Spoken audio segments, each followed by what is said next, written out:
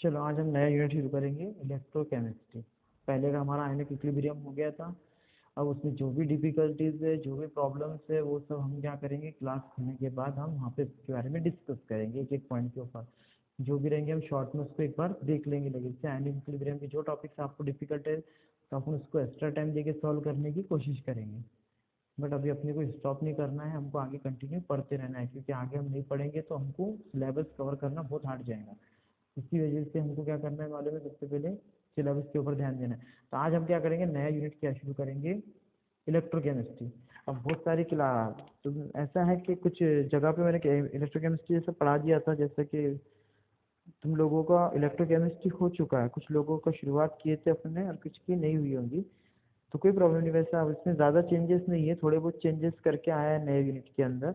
तो हम बेसिक आज फर्स्ट डे हम यहाँ से शुरुआत से शुरू करते हैं इसको, स्टार्टिंग से कि इसमें क्या बताया करके। तो फर्स्ट देखेंगे हम इलेक्ट्रोकेमिस्ट्री के अंदर, ये एक इम्पॉर्टेंट टॉपिक है आपके लिए इलेक्ट्रोकेमिस्ट्री का। तो इसमें देखो, सबसे पहले इलेक्ट्रोकेमिस्ट्री की डेफिनेशन दिया उसने, इंट्रोडक्शन दिया। Dry cell is use for power of for electric and electronic experiment because generate the electricity. जो क्या करता है, इलेक्ट्रिसिटी को जनरेट करता है।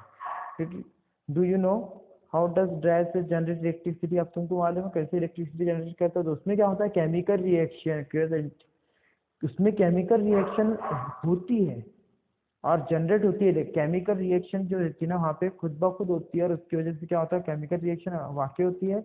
ये केमिकल रिएक्शन होती है और जिसकी वजह से क्या होता है, वहाँ पे इलेक्ट्रिक करंट या इलेक्ट्रिसिटी क्या होती है, जनरेट होती है।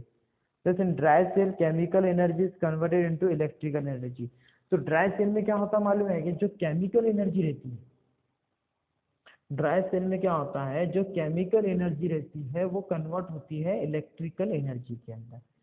मैंने आपको इसमें, हम जैसे शुरुआत भी, आज का हमारा फर्स्ट डे है, कोई प्रॉब्लम नहीं, जितना हो हम उतना ही लेंगे, शॉर्ट में ज़्यादा नहीं लेंगे। तो फर्स्ट तो मैं ये बताना चाहूँगा आपको कि दो टाइप की रिएक्शन हमने पढ़े थे, स्पॉन्टेनियसली रिएक्शन और non spontaneously reaction. Spontaneously reaction का मतलब होता है वो रिएक्शन जो खुद ब खुद हो, जो किसी विदाउट एक्सटर्नल फोर्स के जरिए क्या होती है, विदाउट एक्सटर्नल फोर्स से क्या होती है, रिएक्शन शुरू रहती है, is called as spontaneous reaction. For example मैंने आपको दिया भी था कि पानी का ऊपर से नीचे आना, this process is called as spontaneous, जो खुद ब खुद होता, जो विदाउट किसी एक्सटर्नल फोर्स से होता।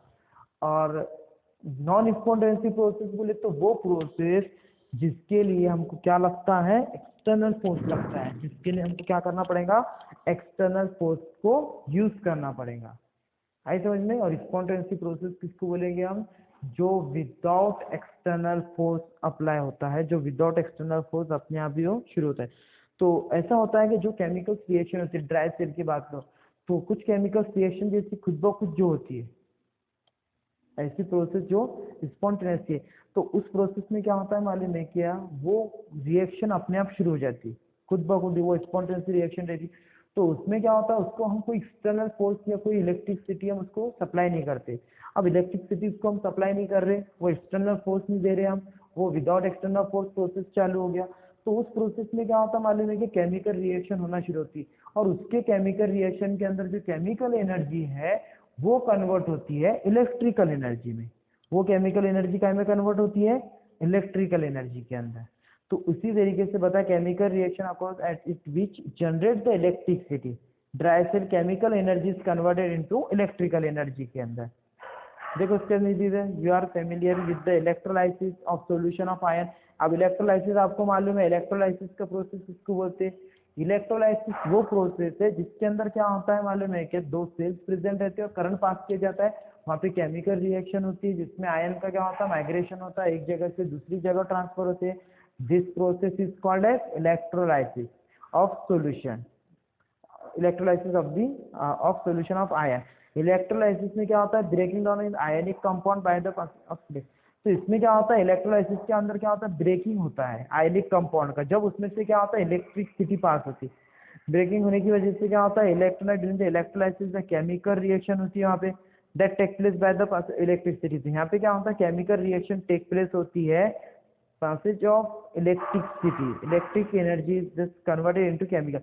तो इलेक्ट्रोलाइसिस प्रोसेस में कैसा होता है मालूम है क्या? नॉन स्पॉन्टेनियस रिएक्शन बोला उसने। नॉन स्पॉन्टेनियस रिएक्शन का मतलब क्या होता है मालूम है क्या आपको?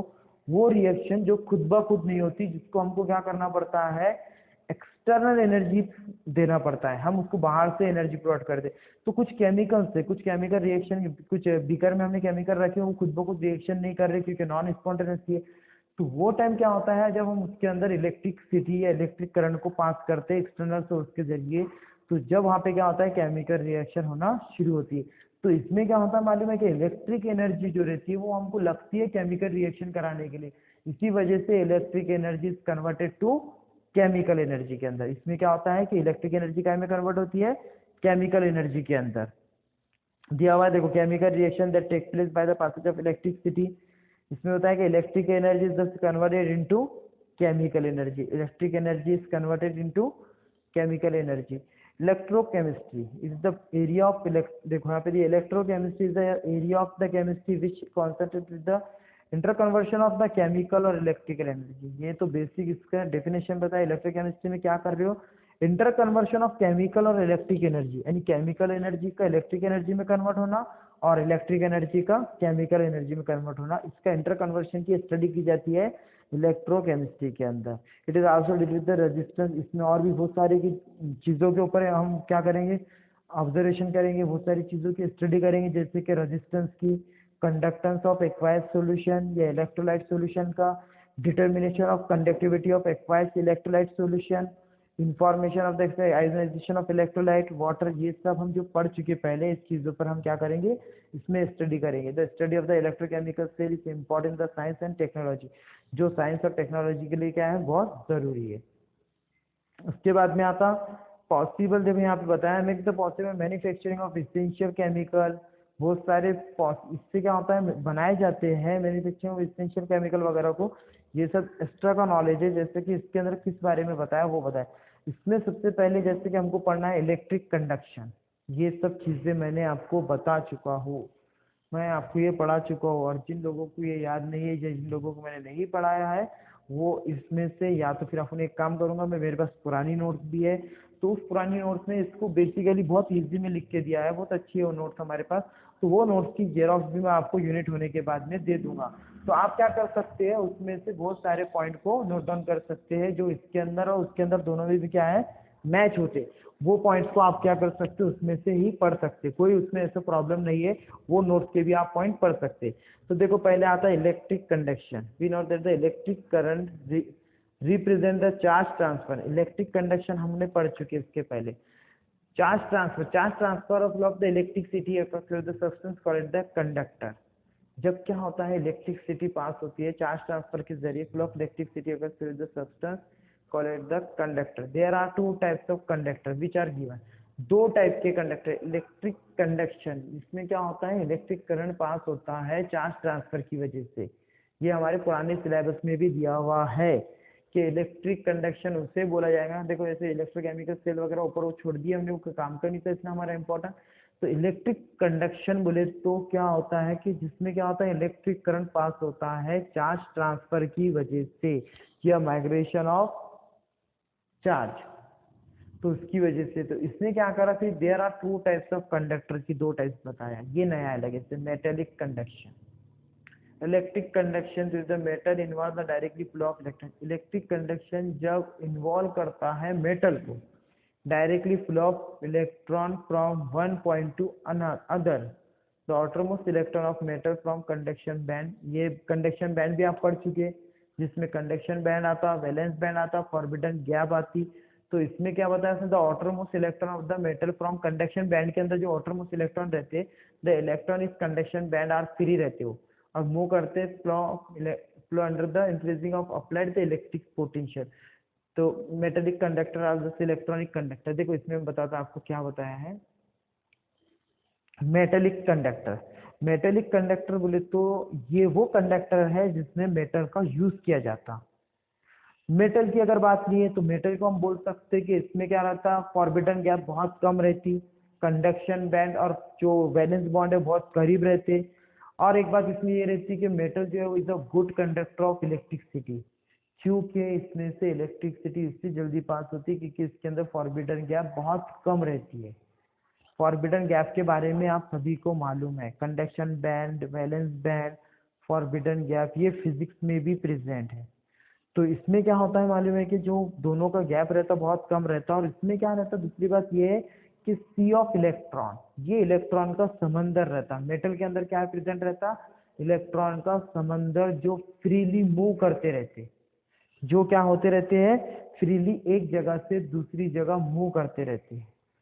आया समझ में? तो इसमें ये बताया कि जब involve the directly flow of electron from one point to other, the outermost electron जो रहते हैं ना, आउटरमोस्ट इलेक्ट्रॉन रहते हैं मेटल के फ्रॉम कंडक्शन बैंड में के, वो क्या करते हैं, electron in conduction band are free to move रहते हैं to flow of under the influencing applied the electric potential. Metallic conductor are the electronic conductor. जो मेटेलिक कंडक्टर है वो एक क्या है, इलेक्ट्रॉनिक कंडक्टर है, जिसमें क्या होता है मालूम है कि इलेक्ट्रिसिटी काय की वजह से पास आउट होती है। इसके अंदर जो कंडक्शन बैंड में जो फ्री इलेक्ट्रॉन प्रेजेंट रहते हैं वो क्या करते हैं, करंट को एब्जॉर्ब करते, और वही करंट को एब्जॉर्ब करने की वजह से एक जगह से दूसरी जगह उसको ट्रांसफर करते हैं। ऐसा समझे? उसके बाद में आता है इसके अंदर इलेक्ट्रोलाइटिक और आयनिक कंडक्टर। जैसे कि वो एक टाइप हो गई, ये दूसरी टाइप हो गई इसकी। Electrolytic conduction involve the conduction of electric current by the movement of ion. उसमें काय की वजह से हो रहा, ट्रांसफर, चार्ज ट्रांसफर की वजह से हो रहा। उसमें क्या कर रहे मालूम है कि जो इलेक्ट्रॉन थे ना, वो ट्रांसफर कर रहे थे चार्ज को एक जगह से दूसरी जगह। ओके, बट इसमें क्या होता है, इलेक्ट्रोलाइटिक या आयनिक कंडक्टर्स में क्या होता है कि इलेक्ट्रोलाइटिक कंडक्शन इन्वॉल्व करता है conduction of electric current by the movement of ion की वजह से। मोमेंट ऑफ आयन, इसमें आयन की मूवमेंट की वजह से इलेक्ट्रिक करंट पास होता है। और जो मेटेलिक कंडक्शन है उसमें क्या की वजह से होता है, चार्ज ट्रांसफर की वजह से होता है of the electric. In this types of conduction the charge transfer in the form of moment of ion. इसमें चार्ज जो ट्रांसफर होते हैं उसमें पॉजिटिव निगेटिव आयन की उसकी वजह से हो रहे, माइग्रेशन ऑफ इलेक्ट्रॉन की वजह से हो रहे, एक जगह से दूसरी जगह जाने की वजह से हो रहे। और इसमें जो करंट पास होगा वो काय की वजह से होगा, आयन के माइग्रेशन की वजह से। एक्वायर्ड सॉल्यूशन ऑफ इलेक्ट्रोलाइट, उसके बाद में ये बताया सब्सटेंस जैसे कि आयोनिक सॉल्ट हो गए, स्ट्रॉन्ग और वीक एसिड बेस और the electrolyte, this dissociate into the ion when dissolve in polar solvent. जैसे कि वाटर हो गया, आयोनिक सॉलिड हो गया, dissociate into ion in a molten state as well as. तो इसमें कैसे बताया उसने, इलेक्ट्रोलाइटिक कंडक्टर में ये बताया कि जो कंडक्शन, जो इलेक्ट्रिसिटी होती है वो पास काय की वजह से होती है, माइग्रेशन ऑफ आयन की वजह से होती है। अब यहाँ पे देखो बताते हैं कंडक्शन से the electrolytic conductor involve the transfer of matter from one part of the conductor of the other part, एक पार्ट से दूसरी पार्ट की जगह पे। फिर यहाँ पे दिया हुआ है डायग्राम में बताया आपको, information provide by the measurement of conductivity of the solution की कैसा करते। ये देखो ट्राई दिस, इसको उसने पूरा बताया। अरेंज द सिंपल सेटअप बताया उसके अंदर द डायग्राम में। द लैम्प विच व्हेन जब सर्किट इज कंप्लीट, यहाँ पे ग्लो होता है, मीन्स लैम्प शुरू होता है, ग्लो होता है कब, जब सर्किट पूरा कंप्लीट हो जाता है। सर्किट के ऊपर है पूरा। और ये लैम्प कैसे शुरू हो रहा मालूम है कि इलेक्ट्रिक करंट पास हो रहा तो लैम्प शुरू हो रहा। फिर इसमें prepare the 5% mass and volume solution of the cane sugar लिया गया है, एसिटिक एसिड का लिया, सोडियम क्लोराइड भी ले सकते हैं, यूरिया ले सकते हैं, distilled water. Check the electric conductivity of this solution, उसको चेक करना पड़ेगा आपको कि इसमें से इलेक्ट्रिक करंट पास हो रहा है कि नहीं, using the above assembly compare this with that observe with the distilled water के साथ वगैरह के साथ। ओके, ये तो इस सब बताया उसने, सिर्फ इन्फॉर्मेशन के लिए आपको बताया कि कैसा होता करके। इसके बाद में आता है कंडक्टिविटी और नॉन कंडक्टिविटी। देखो कंडक्टिविटी और नॉन कंडक्टिविटी नेचर, हाँ, कंडक्टिविटी और and non conductivity nature of solution can be identify bye में। कंडक्टिविटी है कि नॉन कंडक्टिविटी, इसको आइडेंटिफाई किया जाता है measurement of their conductivity. Sucrose, urea do not dissociate in their acquired solution के अंदर। सुक्रोज हो गया, यूरिया हो गया ना, वो डिसोसिएट नहीं होते। डिसोसिएट भी मैंने आपको समझाया, एसोसिएट होना, डिसोसिएट होना। The conductivity of the solution are mainly the same as of that of water की जैसी रहती। This substance are called the non electrolyte. और जिस सब्सटेंस का डिसोसिएशन नहीं होता, डिसोसिएशन नहीं होता इसका मतलब वो आयन फॉर्म नहीं करेगा, और आयन फॉर्म नहीं करेगा तो इलेक्ट्रिक करंट एक जगह से दूसरी जगह नहीं जाएगा, और वो जब नहीं जाएगा तो is called as non electrolyte. फिर दूसरे बता में on the other hand the substance जैसे कि पोटेशियम क्लोराइड हो गया, एसिटिक एसिड हो गया, सोडियम हाइड्रोक्साइड हो गया, NaOH हो गया, HCl हो गया, डिसोसिएट इन देयर एक्वास, देखो यहाँ पे होता है डिसोसिएट होते सॉल्यूशन में, the conductivity of their acquired solution are higher than that of water, तो इनकी क्या होती है, वाटर से भी ज्यादा इनकी कंडक्टिविटी होती है, क्यों, क्योंकि ये डिसोसिएट ज्यादा होते हैं, this are called the electrolyte. बताया था मैंने आपको इलेक्ट्रोलाइट और नॉन इलेक्ट्रोलाइट किसको बोलते हैं, इलेक्ट्रोलाइट वो रहते हैं जो इजीली, जिसका कंप्लीटली डिसोसिएशन होता, और नॉन इलेक्ट्रोलाइट वो रहते हैं जिसका कंप्लीटली डिसोसिएशन नहीं होता। On the basis of high or low electric conductivity, electrolyte are classified into strong और weak electrolyte। ये हमने लास्ट टॉपिक या लास्ट यूनिट के अंदर जो हमारा हो चुका, उसमें हमने पढ़ चुके हैं कि स्ट्रॉन्ग और वीक इलेक्ट्रोलाइट क्या रहते हैं।